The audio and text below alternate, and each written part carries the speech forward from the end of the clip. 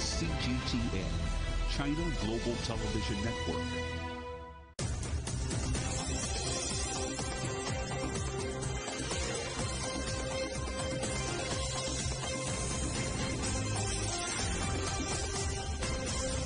Live from London, this is The World Today. Hello, I'm Jamie Owen. Welcome to the programme. Our top stories: Australia dumps its ruling party at the general election. Prime Minister Scott Morrison concedes defeat. Labour is about to seize power for the first time in almost a decade. Ukraine's President Volodymyr Zelensky says diplomacy is the only way to end his country's war with Russia. Moscow halts its energy exports to Finland as Russia warns its neighbour against NATO membership. And Spain sizzles in one of the hottest Mays for years, with temperatures forecast to exceed 42 degrees.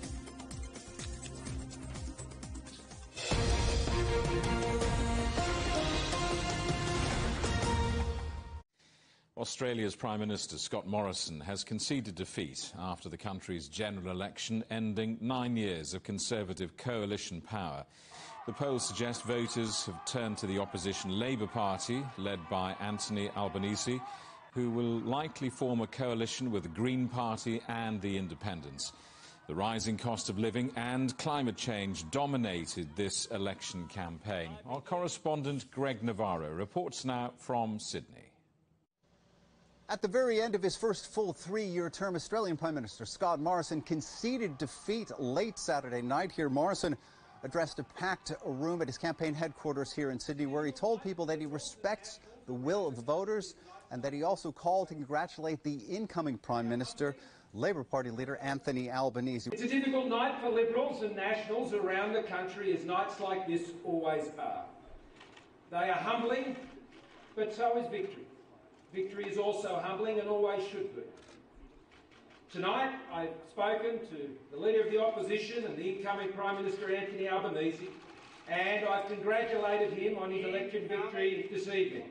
What remains to be seen is whether the left of centre party leader will govern with a majority here. Now, it turns out that voters apparently weren't willing to embrace either of the two major parties as much as many of the independent and smaller party candidates, in fact, in record numbers at this point. It also appears that many people decided to vote early in this election. Millions, in fact. They took advantage of early voting, a record number, as well as a record number of people lodged postal votes, 2.7 million. Counting those votes will continue into Sunday here in Australia. That will give us a better idea of whether Anthony Albanese will lead a majority government. But at this point, what is certain is that Australia will have a change in government. Anthony Albanese will become the country's next Prime Minister. Greg Navarro, CGTN, Sydney.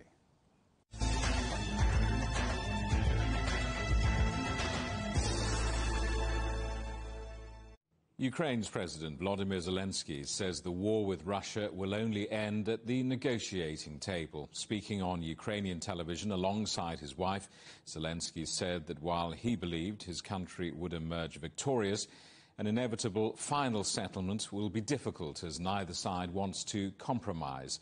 Well, let's talk now to the Associated Press correspondent, Kieran McQuillan in Lviv. Kieran, what's the significance of President Zelensky's latest comments on a diplomatic outcome to this war?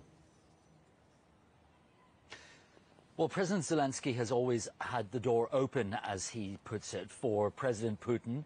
He's offered talks at any time, at any place, and in any format. So he's always held out this hope of diplomacy. These latest comments come in this interview on Ukrainian television to commemorate the third anniversary of his landslide victory when he became president of this country. Of course, previous to that, he was a television star. Now, he talks about, in this interview, it's wide-ranging, about the Ukrainian defenders breaking the back of Russia's military. But at the same time, he does talk about how that the only end to this conflict will be through diplomacy. Now, certainly, Russia was probably expecting a very swift and final end to this conflict when they invaded this country less than 3 months ago. But analysts are now predicting that we're looking at a long war of attrition ahead, and for both sides it will come down to territory. both sides believe that they've got either territory to win or territory to be gained. And the only way to this end to this war will be some kind of surrender. Surrenders take ceasefires, and a ceasefire will require negotiations. Moscow says it's destroyed what it describes as a major consignment of Western military equipment near Kyiv. What more can you tell us about this? Yeah, so this is the Russian Ministry of Defense who are telling us that they took out a large shipment, a large cache of Western military aid coming into this country in an area to the west of Kyiv. It's called Zhytomyr. There was explosions heard there yesterday morning at about 8 o'clock in the morning, but since then we've had no more information coming out from the Ukrainian side. Now that's not unusual. Here in Lviv on Tuesday morning we heard explosions. We saw the glow in the distance to the west near a very important supply route that comes in and out of Ukraine along a highway from Poland to Lviv and from the nearest airbase across the border. Now, in Seoul today, President Joe Biden signed into law a $40 billion aid package, which had just been approved by the Senate. These flows of weapons are going to continue to come into this country. They may make some difference for the Ukrainians on the front lines down there in Donbass. So it is very important and vital for the Russians, for their strategic military campaign moving forwards, that they do try to take some of this weaponry out, so we can expect more of these strikes in the days and months ahead. Kieran, thank you for that. Kieran McQuillan from the Associated Press in Lviv. Well, fighting in Ukraine has now reached its 87th day, with Russia claiming to have control over the city of Mariupol. There's also increasing tension between Moscow and its Nordic neighbours as Finland and Sweden seek membership of NATO. Our correspondent Chris Jones reports now from Latvia. Over the past week, we've heard Ukrainian fighters leaving the Azovstal steel plant. Now Russia is claiming a complete victory in Mariupol and says that a total of 2,439 Ukrainian troops have left the steelworks and surrendered. Russia says that those troops have now been taken to Russian-controlled towns. Those, though, that require medical assistance have been taken to medical facilities to receive care, they say. But what happens next really is still quite up in the air. Russia has called these troops war criminals and says that many of them should be trialled as such. However, Ukrainian President Volodymyr Zelensky, as you can imagine, has a different approach. He has called them war heroes and hopes that they can be exchanged with already Russian captured troops as part of a prisoner exchange. Now, neither side has agreed upon anything just yet, and negotiations seem to be ongoing over this matter. But, of course, this isn't the only negotiation that the Kremlin is keeping its eye on.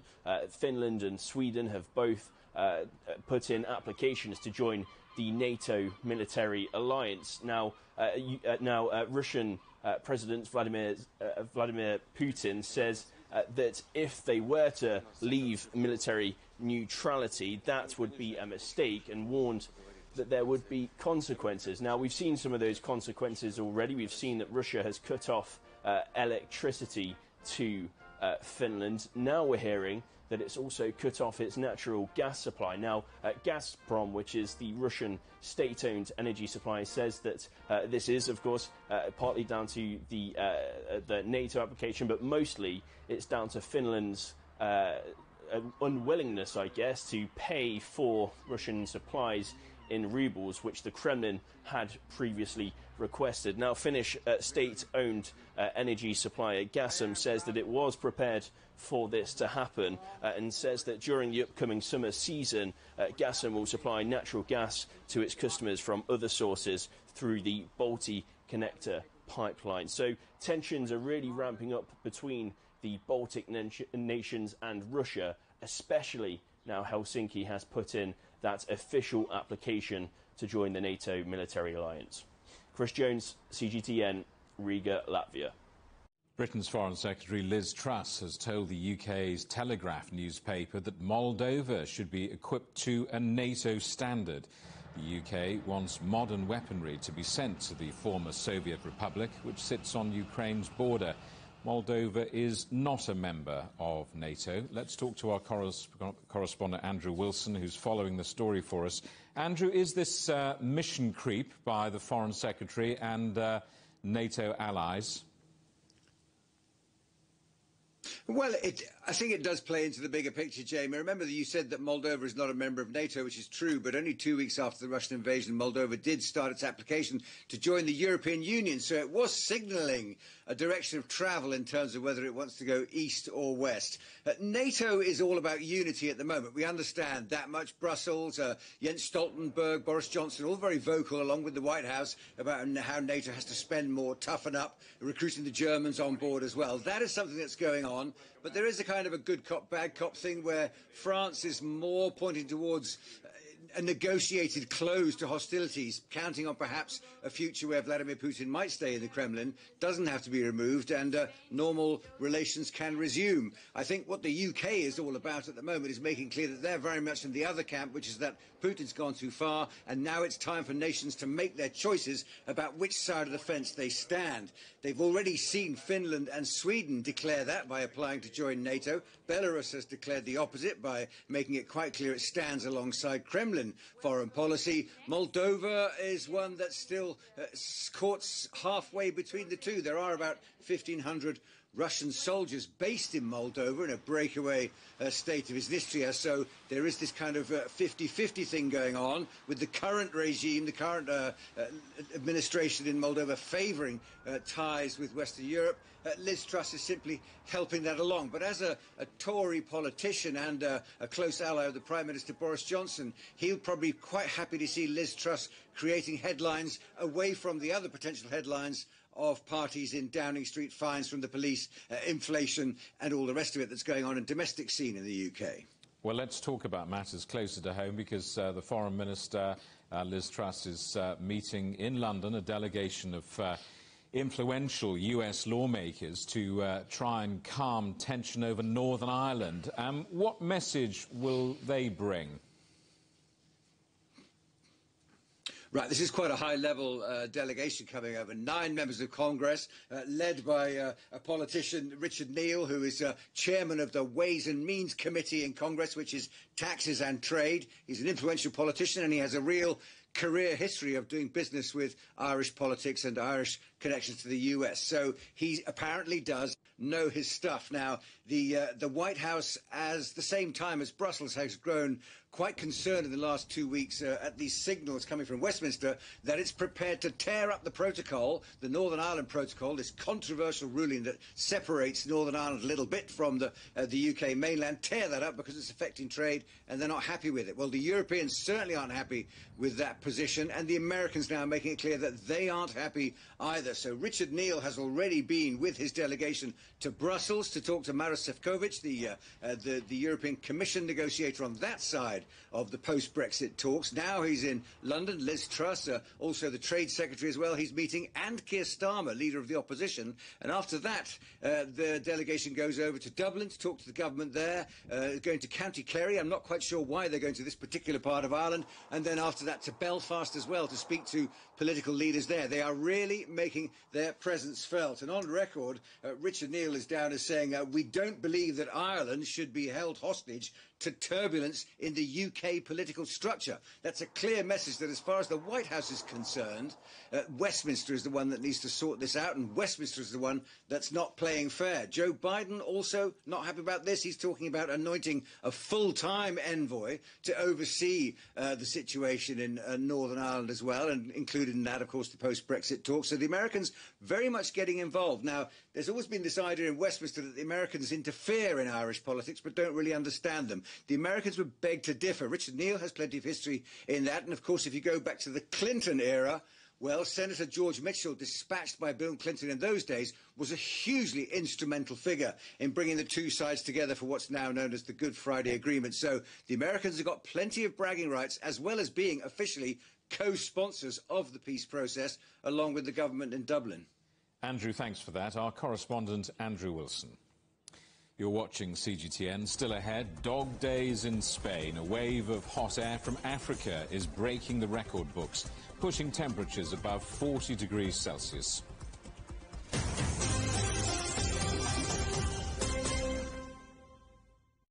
Search CGTN Europe wherever you get your podcasts to subscribe to the Agenda podcast. The Agenda with me, Stephen Cole, always gets to the heart of the story.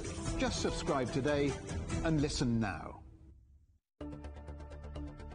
Events have consequences. Words create impact. One more offensive in a long line of battles that's been ongoing for more... Just got to be careful here with some gunshots. Excuse us, excuse us. The world today matters for your world tomorrow. The number of casualties is growing quickly. Why, this is one of the hardest hit towns in the region. The world today, every day on CGTN. Facing the unknown is always difficult.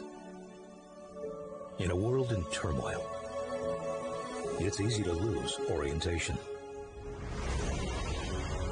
But when the storms come, we have to see the possibilities. Reinvent. Find new opportunities. Discover a path forward. CGTN. See the difference.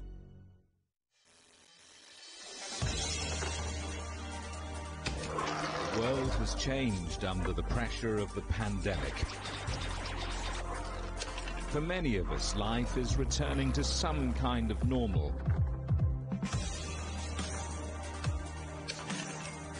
As we're adapting to changes in all of our lives, let Global Business Europe be your guide to the new normal. Join us weekdays on CGTN.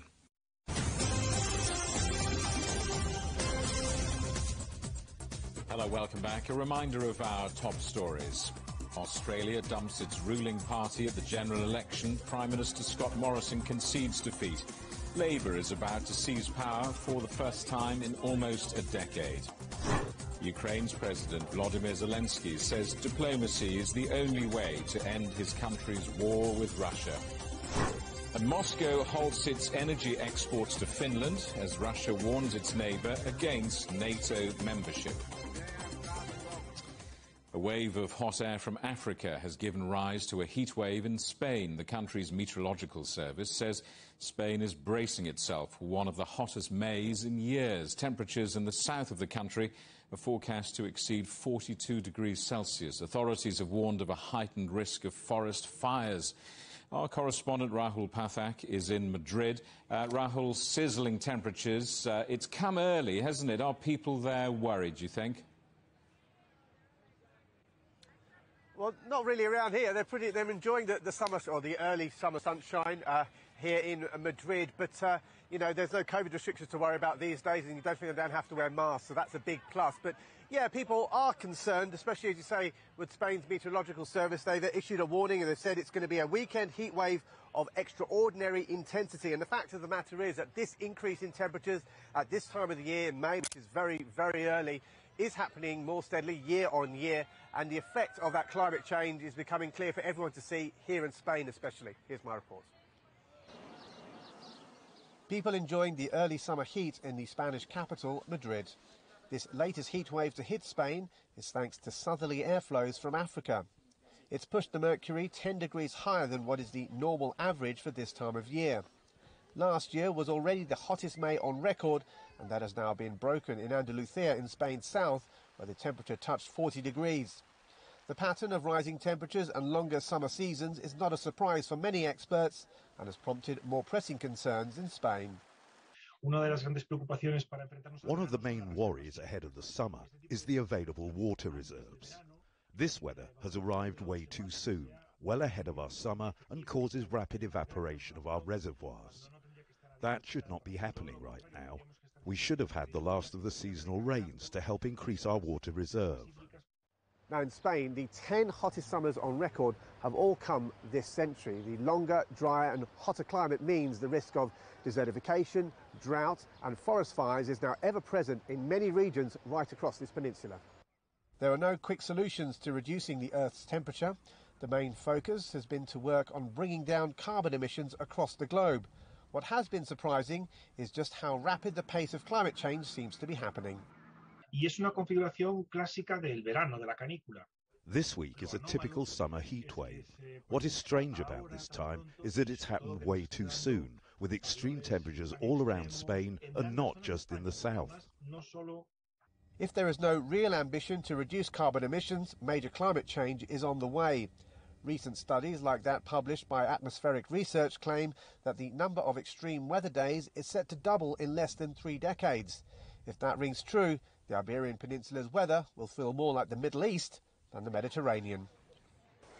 Yeah, and that's the fear that's really driving the European Union's green agenda. Remember, they've set a target for a net domestic reduction of at least 55% in greenhouse gas emissions right across the EU by 2030.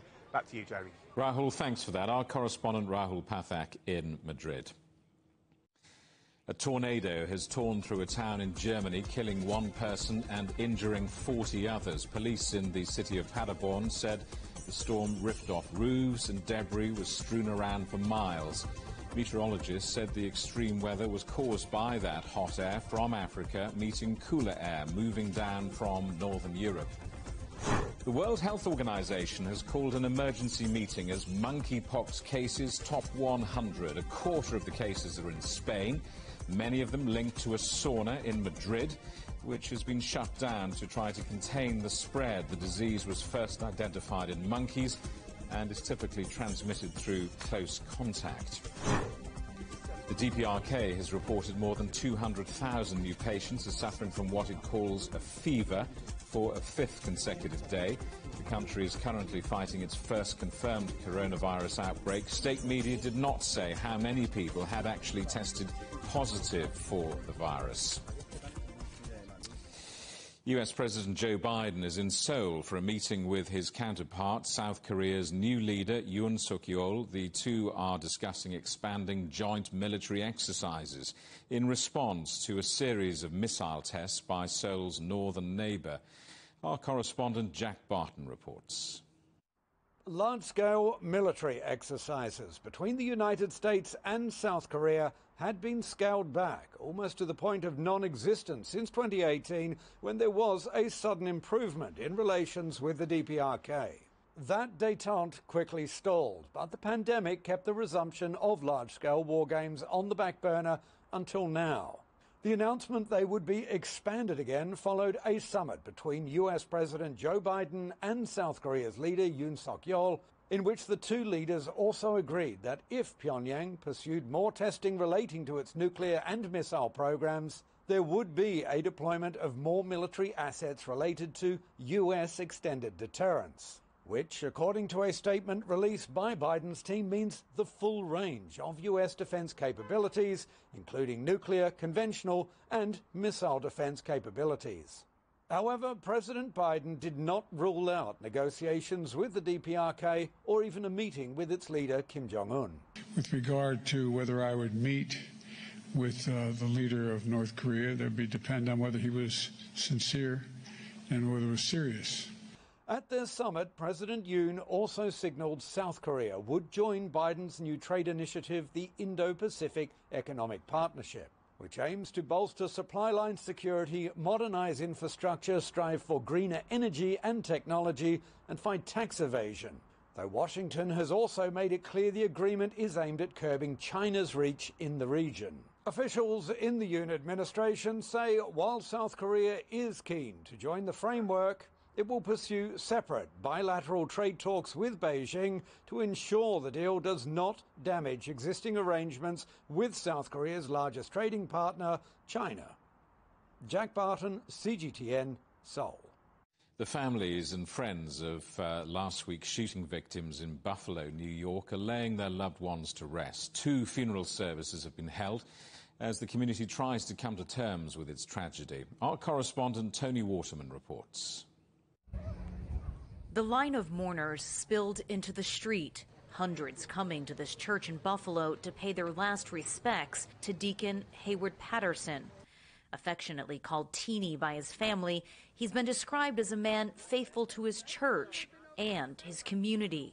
offering rides to residents to and from the store and helping them with their groceries.